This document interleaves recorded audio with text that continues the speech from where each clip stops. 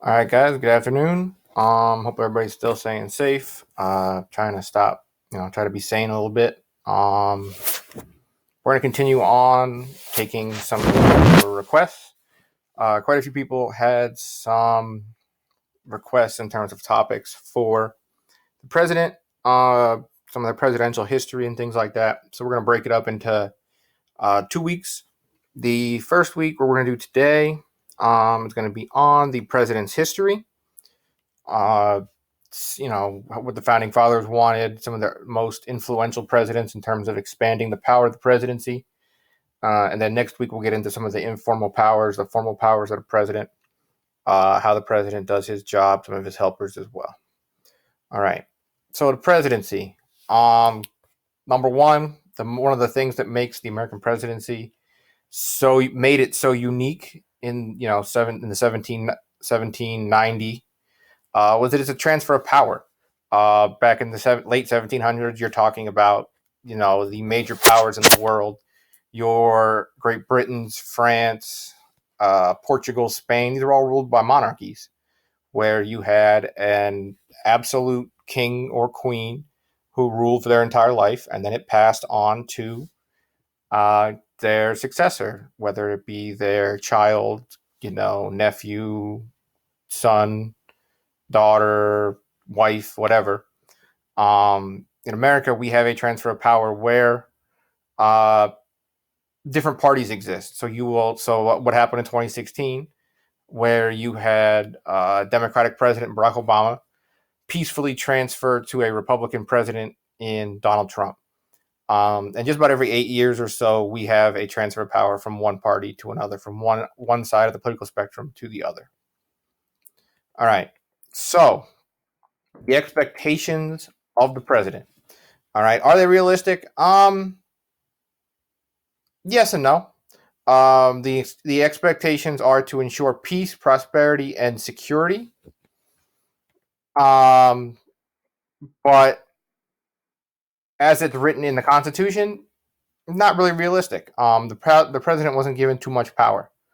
Don't forget, we're coming off of you have an era in the founding fathers where they rebelled against a monarch in King James who was had too much power, so they didn't want to just all of a sudden create a government where one central figure had all of the power and can oppress the people. All right, but so our Constitution, when you read it, I'm not talking about the amendments or any of the informal powers and stuff like that. We're talking about just the Constitution. The power the president has does not match his responsibilities. All right, there is what we call a cognitive dissonance, right, where Americans want a strong leader. All right, Americans in reality want this strong leader, this one guy who, in times of emergency, can take charge and lead the American people through an emergency. But we fear a concentration of power. So, by that fear created the Constitution that limits the ability of a strong leader to, take charge by his or herself and navigate an emergency. All right, we want government to be small and limited. All right, we don't want a big government. Most people do not want a big government that tells them what to do, how to live, that kind of thing. But we still want a government that can solve all of our societal and economic problems. To provide a basic income, to provide social security, health, universal health care, roads, things like that. But we don't. We still fear the government. Taking over our lives. We still value, in America, one of the big things is freedoms, and we don't want a big government because we fear that our freedoms will be limited. So, bringing in the new guy. All right. So, how do we develop? How did we create and develop the president? The vision of the framers, the founding fathers. Again, we're talking here. We're really talking. Thomas Jefferson, Alexander Hamilton, John Adams, James Madison, James Monroe. These were the key figures in creating the Constitution. Okay, the vision of the founding fathers was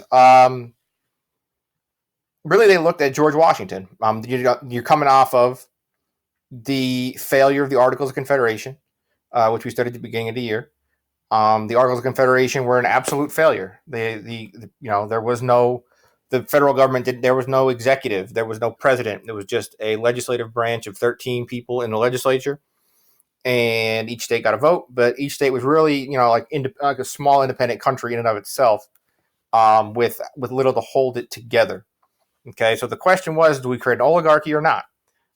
Where we have a select few group of people who control the government and the economy. Do we create that, or do we have a separate? Or do we try to keep everything kind of separate? This is the same people in the room that created the Articles of Confederation were essentially the same people in the room that created the Constitution. So this is their second chance, and they really were kind of haunted by their complete failure of the Articles of Confederation.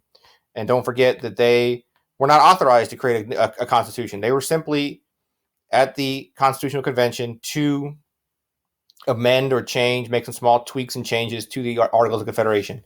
The fact that they decided to tear it up and create a new government was radical. It's a mini, essentially it's a peaceful revolution, so to speak. So they created a strong executive, and they created some qualifications. Number one, that to be a natural born U.S. citizen, which meant that this person had to be born in the United States. It could not be somebody. It could not be an immigrant. Couldn't have emigrated to the United States. You had to be born in the country.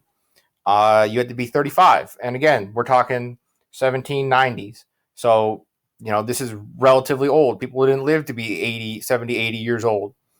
The idea of presidents being in their 70s would be completely unheard of to the founding fathers. And you had to be a U.S. resident for 14 years, which meant that, you had to be born here, but you also had to spend, a good portion of your life here. You had to spend roughly 40% of your life here, right? And they did not originally envision a 4-year term. This came later, as we're going to see. This came after FDR. Franklin Roosevelt was elected to 4 terms. They limited it to, I take that back. They limited the presidency to a 4-year term, which meant a general election every 4 years, because they did not want, again, one ruler being able to rule forever until they died. All right, so creating and developing the presidency again. The powers. There are 2 types of powers: express powers and inherent powers.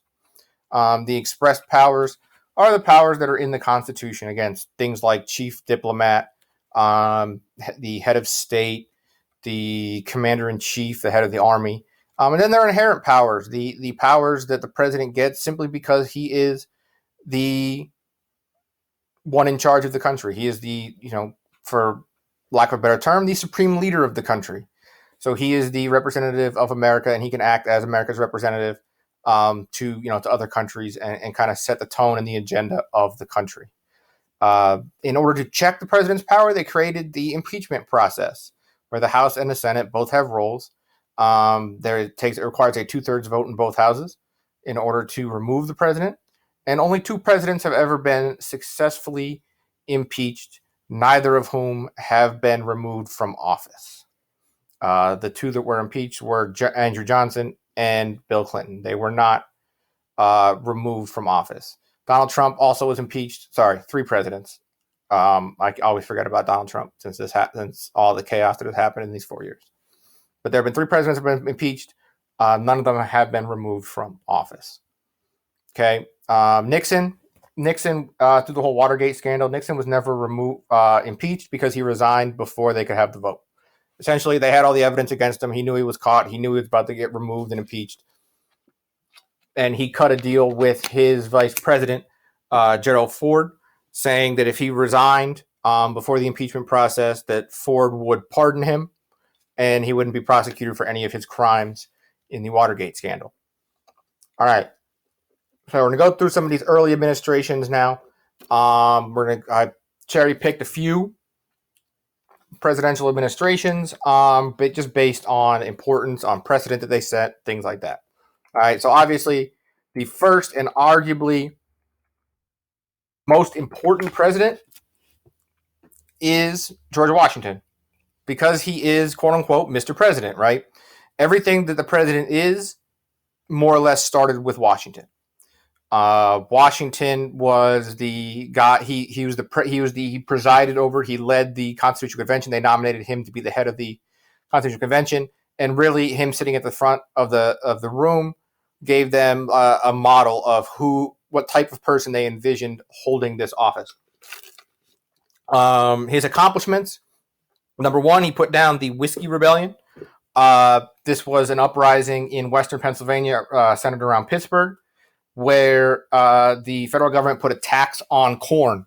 And corn, at the time, there was no refrigeration or anything like that. So once if you had leftover corn laying around, you turned it into whiskey. And there was a large amount of whiskey being distilled out in Pittsburgh, and these people did not like the tax. So they held a little rebellion, and Washington raised an army, marched out to Pittsburgh, and put it down. He also created treaties with the Native Americans and the British to ensure peace both on the continent and throughout and on the seas as well in terms of trade. He also created this sense of public confidence, right? There was really no screw-ups in Washington's. Washington was really able to take a fractured country that was 13 came from the 13 colonies, became 13 states that were very independent, and he held it together, and he proved that this type of government could work. The next important president is Andrew Jackson. Arguably, there's a lot of pluses and minuses to Jackson. We're not going to get into a lot of the negatives on Jackson here. If you would like to know more, we can certainly talk about that. But he is most known for expanding the role of the president. He is where a lot of these informal powers of the president start to be used. He is known for executive dominance. The cartoon there to the right showing him as King Andrew I, right, where he was one of the first presidents. He was the first president to use the veto and the pocket veto. He created this huge rift between the president and Congress, where the Congress wanted things done, and he would veto it because he didn't feel that it was in the best interest of the country. Andrew Jackson was wildly popular. You're talking about the guy who was one of the top generals in the United States military. He fought in the War of 1812. He won the Battle of New Orleans at the end of the War of 1812. So he was wildly popular. The Supreme Court case of McCulloch v. Maryland was tried during his presidency because he was somebody who did not like the National Bank. The National Bank scandal happened during his presidency as well. He's also known for starting the Trail of Tears, where he went back on several treaties that had been signed with 5 major Native American tribes that lived in Florida and Georgia. And because they found small amounts of gold in the hills in Georgia, he had the United States Army forcibly remove these people and march them out to Oklahoma.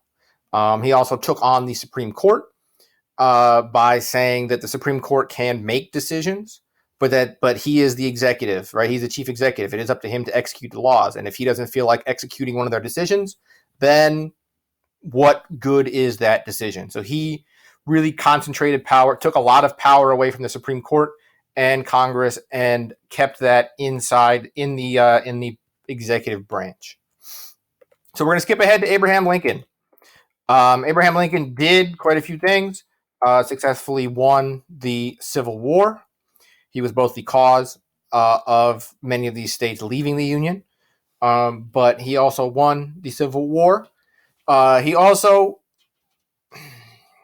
committed a number of constitutional violations, where he would suspend something like habeas corpus. One of the things with habeas corpus includes where you cannot just be arrested for no reason. You have to be given your reason for arrest, like what crimes did you commit when they arrest you.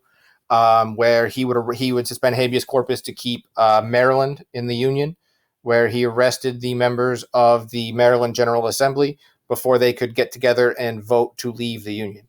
That's just one example, but he did several constitutional violations.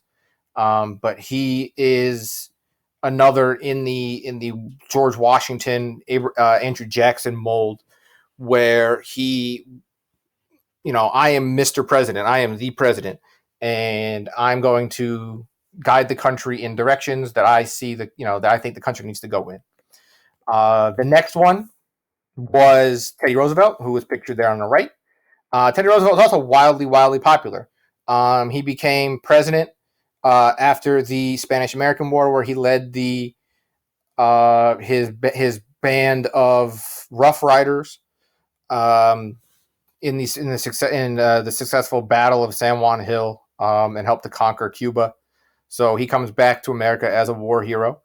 And this is a theme throughout a lot of American presidents, especially through the first 200 years of the United States, where essentially if you win a big war, you're going to be wildly popular, and you're probably going to get elected president. This was true in the case of Washington, the American Revolution. True in the case of Andrew Jackson after War of 1812, U.S. Grant after the Civil War, Teddy Roosevelt, the Spanish-American War, and then you have Eisenhower after World War II. But he was wildly popular. He was also a progressive. If you remember from U.S. history, that he presided over the progressive era, busting up the trusts, the Standard Oil Trust. He's responsible for things like the Food and Drug Administration, for the National Park Service and the national forest that we have, and the parks and things that are protected in this country. He's big on the environment as well.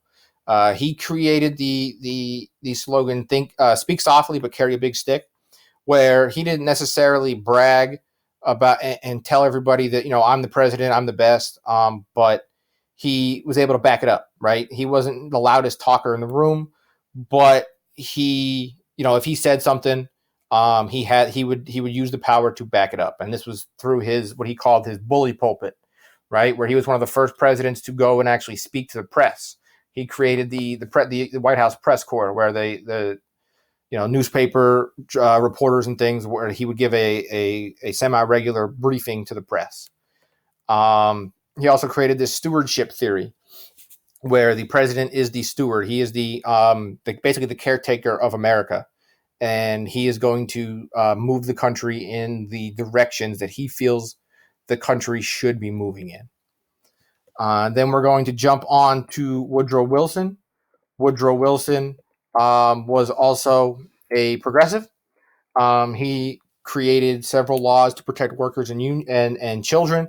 The child labor laws date all the way back to Woodrow Wilson.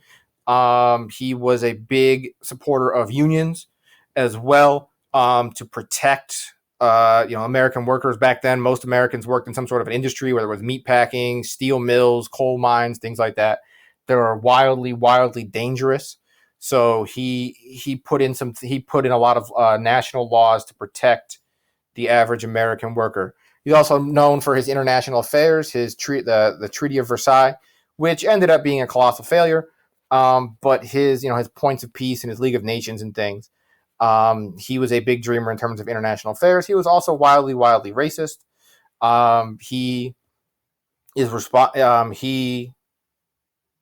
The film Birth of a Nation, which is really responsible for the rise of the Ku Klux Klan in the 20th century.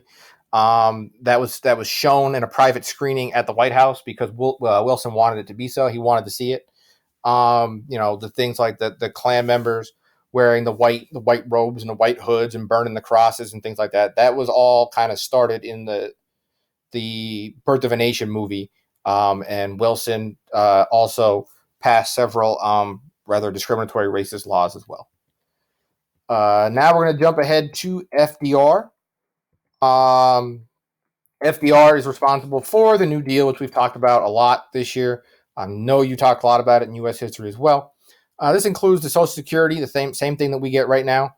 That started in the New Deal. The minimum wage started under the New Deal. Public works projects where they would put people to work, to build dams, parks, to build sidewalks and streets and different things. Just put people to work to build things that the American people can use, because one, the average person can now use it, and two, it gives people a steady wage during the Great Depression. He also hatched a Supreme Court packing plan where a lot of his New Deal programs were being eliminated or overturned by the Supreme Court, saying they're unconstitutional. So he tried to push a plan that would expand the Supreme Court to 13 members, where he would get to nominate 4 new members to the Supreme Court, which would then have given it a Democratic majority, which meant that he would pretty much be able to do what he wants without the Supreme Court overturning it. He's also responsible for the success in terms of American military of World War II. And the 22nd Amendment, which I did mention earlier, is directly because Roosevelt was the first president to violate the informal, unofficial 2-term limit on the president that was started by Washington, and then from Washington all the way through to FDR in 1940. In 1940, each president, after 2 terms, they left office. They didn't seek a 3rd term. FDR sought a 3rd term because we were still in the war, because World War II was still kind of going on, and the Great Depression was still going on. He wanted to see his policies through, and they nominated him for a 3rd term. Then in 44, he ran again because the war we're still in the war in 44, so he wanted to see the war to a successful end. So the 22nd Amendment limits the terms of the president. The president can only serve 2 terms. All right. So incomplete presidential terms, you have William Henry Harrison, the shortest term of president. He served for roughly a month because he got pneumonia when he gave a 2-3 hour long inaugural address without a coat when in the pouring rain in Washington, D.C. in March. And he got pneumonia and died. Zachary Taylor died in office. He was rather old. He was the commanding general during the Mexican-American War. Abraham Lincoln was assassinated. James A. Garfield was also shot and killed. William McKinley, shot and killed. Warren G. Harding had a heart attack, I believe. FDR died of complications from his polio. John F. Kennedy assassinated. He was shot. And Nixon resigned. These are the incomplete presidential terms in American history. Everybody else saw either their 1st or 2nd term through to the end. All right. So elections. So in modern presidential campaigns, we have, again, the electoral college system. It's a winner-take-all system where if you win the popular vote in the specific state, you get all that state's electoral votes, and it is a race to 270 electoral votes at this point. Once you get to 270, you have the majority that the other candidate cannot overcome, so you win. In terms of the modern electoral system, you have the several amendments impact this as well. You have the 12th Amendment. The 12th Amendment provides for the procedure for electing the president and the vice president. All right. This is where now, after the 12th Amendment, the president can nominate his vice president. Before this, the vice president was not nominated by the president, right? So the president couldn't choose his own vice president. The vice president was the person with the 2nd most electoral votes, which often meant that you had the president would be from one party and the vice president would be from the opposite party. So you would have a Democratic president and a Republican vice president, which led to a lot of conflict and issues in the executive branch. You have the 23rd Amendment. The 23rd Amendment extends the right to vote, gives D.C. 3 electoral votes in the Electoral College. All right. One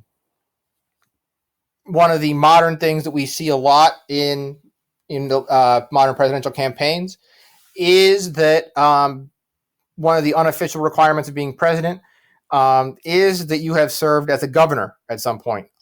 Serving as a governor, it is the highest executive, the highest chief executive you would have before you get the president, right? Where you're able to successfully run a state. It's almost like a trial run to be president. And being a senator tends to be bad. If you are a senator or a congressman, there's a lot of there's a long record of you voting for and against certain things in Congress, and that long voting record can be seen as bad. So transition and succession.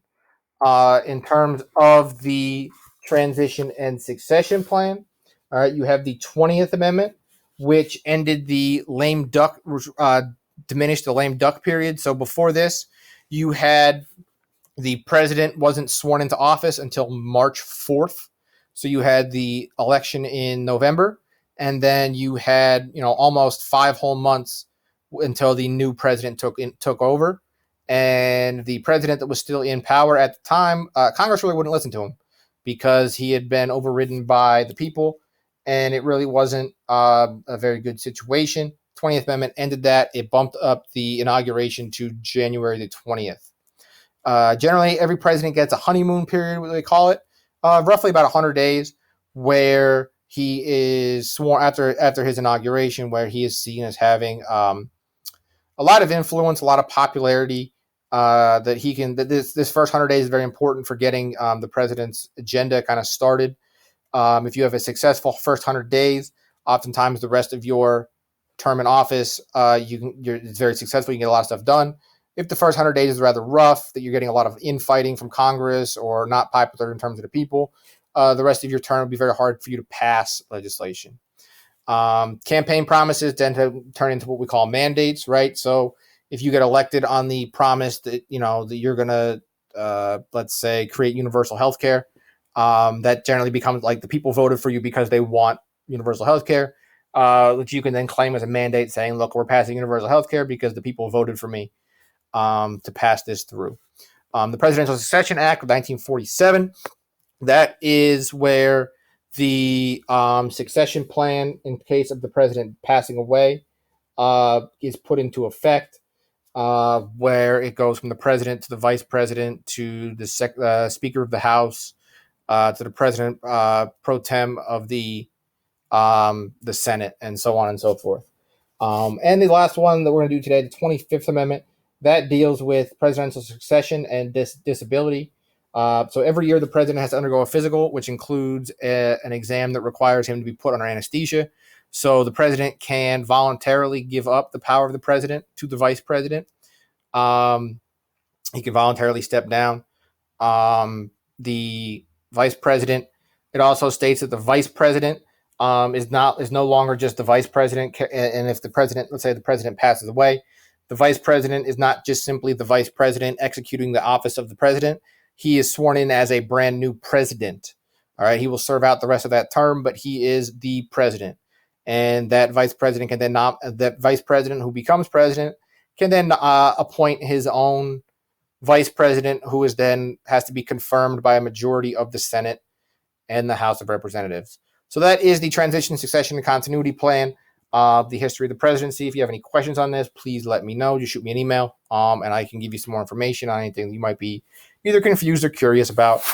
The assignments for this week, you're going to get the lecture response, and then is the presidential report card, where you're going to pick a president, and you're going to fill out the report card. They are the 7 hats of the president, the roles of the president. You're going to use that president's biography that's linked in the document there, and you're going to give me 2 events that happened that would fall under that specific category of that specific hat or role. And then you're going to give me a grade on how that president did. You can pick any president you want and just do one. The only one you're not allowed to do is Calvin Coolidge, because the sample report card is there for Calvin Coolidge, and you're not just simply going to copy and paste. Again, if you got any questions, please shoot me an email, and I will see you guys next week. Have a good week.